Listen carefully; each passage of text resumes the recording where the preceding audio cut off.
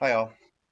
Occurred to me that it might be helpful for you to see this reading process in action to give you a better indication or a better idea about what I mean by the translation and extension. So let me read a couple of paragraphs and see if that'll help you out. Okay, I'm on the first page. I'm going to go over the one we did in class today.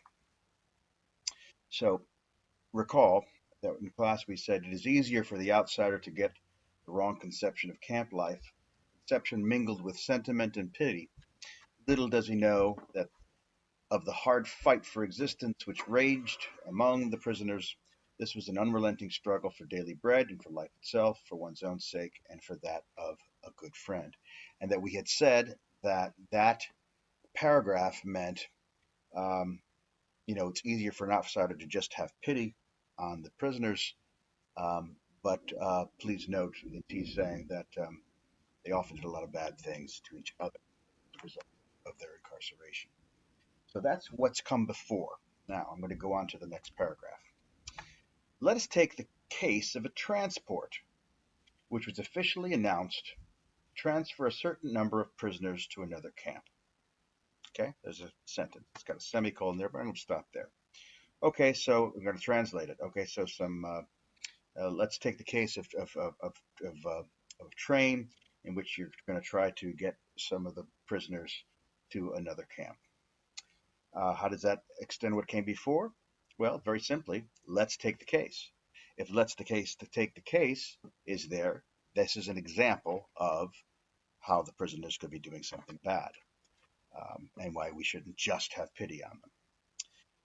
Next sentence. But it was a fairly safe guess that its final destination would be the gas chambers.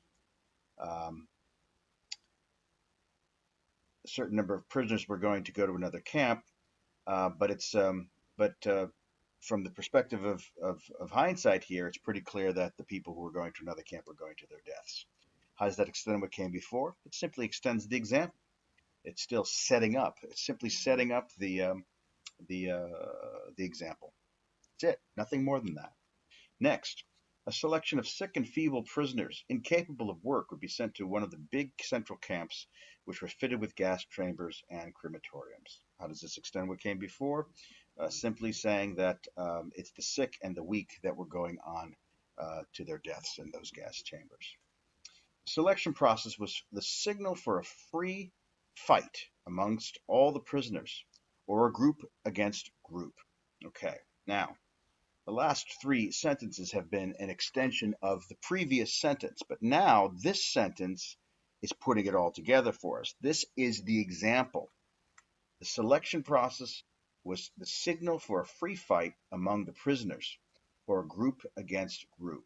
So, in the previous paragraph, we've got the idea don't just feel pity for the prisoners because they did a lot of bad things to each other. Here's the bad thing.